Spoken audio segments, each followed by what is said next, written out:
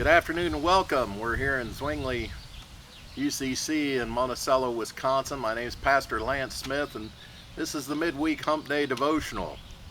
And today I'd like to talk to you a little bit about something that's been bothering me every time I go out of the house here in southern Wisconsin. We live near a real wet area. The Sugar River's just beyond the parking lot here, and there's a wetlands between here and the river and one on the other side. And so, as you may have guessed, we have an awful lot of mosquitoes. And we raise some really nice mosquitoes. They're about as big as a house cat, it feels like. And they buzz around your ears, and they're in your nose and in your eyes and just seem to swarm you. It's almost like you're floating on air when you go outside the door. We try to use bug spray and all kinds of stuff, but it only helps a little bit. Matter of fact, I've got some that are on me already. And I got to thinking about mosquitoes and why in the world would we have mosquitoes? Why would God plague us with such things? And then I remembered, the word plague. And I remembered the plagues of Egypt. Back in Exodus chapter 8, verse 12 through 15 and 8, 16 through 19. The Lord said, "Stretch out thy rod and smite the dust of the land, and let it become lice throughout the land of Egypt." And when Aaron stretched out his hand with the rod and struck the dust of the ground, the lice came upon men and animals. All the dust throughout the land of Egypt became lice. Oh my gosh, they're just everywhere. And we think of it as a curse. We think that, what could possibly be good about mosquitoes, and what can I do to control them? You can spray a bunch of chemicals on everything, and it seems to work for a little bit, but then you hate to think about all the good and beneficial insects that are being killed with the chemicals that you're spraying on your yard, and you wonder, what in the world can I do? So I had this bright idea. I heard that bats eat insects. They love mosquitoes, and they can eat their weight in mosquitoes every night. And I thought, okay, I'll put some bat boxes up. Well, I did some research, and that's going to help a little bit, but it's really not going to make that much difference. And then I thought, what else eats mosquitoes? I started thinking birds. A martin box. Well, that's going to help a little bit, but not a lot. Because you see, martins and dragonflies actually eat mosquitoes. But martins and dragonflies are active during the day. They're diurnal. And mosquitoes are, believe it or not, nocturnal, even though they're carrying me away right here. So that kind of knocks them out. They're not real effective.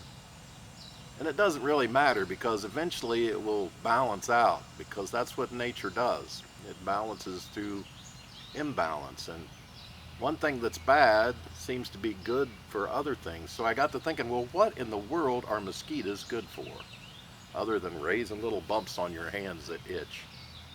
And I started researching it, and I realized that a lot of the aquatic plants around my house and around southern Wisconsin are pollinated by these critters, and they suck a little bit of sap out of the plants and a little bit of sap out of us and mix it together in their saliva and put it in their egg package so that their eggs can thrive. And then I found out that a lot of birds eat them, and I started thinking about all the songbirds and the warblers and all the beautiful birds that I dearly love, as you know. What would happen to them if there were no mosquitoes? So I got to thinking about what I could do, and I started thinking about what were they good for? And I realized that frogs and fish and tadpoles eat them. So a lot of animals use them for their food, so they're very important, especially to a lot of animals. But how does that really help me? Even those aquatic plants, how does that help me? And then I remembered that, life is a big circle. That everything out here, everything that you see, smell, taste, hear, every part of this world is connected to something else. Kind of like these Jenga blocks here, and we don't know it, but it seems like the smaller something is, the more important it is. So, like if we take the mosquitoes out of the pictures, this was the whole world, the whole environment here. If we took the mosquitoes out of the picture, it would all topple. Because one thing would lead to another, one thing would eat the other, and one thing would go hungry, one thing would survive, and one thing would thrive. And most things would be, if we took one thing out of the picture, it's not a complete picture. So it can't work, it can't function well. So I started thinking, well, I guess it's like everything else in life. There's good things and there's bad things. And usually, sometimes the bad things turn out to make good things happen. And, like through the Bible, there's a lot of bad people that made good things happen. And there's a lot of events that once everything played out, God took it and made it good. What was meant for evil turned out to be good. And I started thinking about all the good things in my life and all the bad things in my life. And I made a graph in my mind. I had the good things on my vertical and the bad things on my horizontal. And I put those dots in there where they were. And then I put a line of best fit in it. And guess what? It always seemed to go up. It always seemed to be progressing. Where that line hit all those points in that graph, it was going like this, up and down like a roller coaster. When I looked at the big picture and I looked back in my life, all I could see were the points that led to something really good.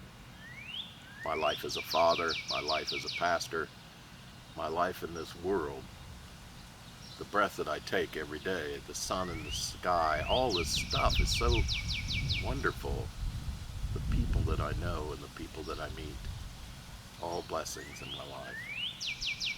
Sure, some of them are a little harder to love than others, like our friends the mosquitoes, but they're all part of the picture. They're all part of creation. They're all part of this love that God gave us. I hope your day is full of revelations and thoughts about the good, even in the bad, even looking beyond the bad to see the good in your life. Because I think you're going to find that for the most part, life is very, very good. God bless you and keep you. We'll see you soon.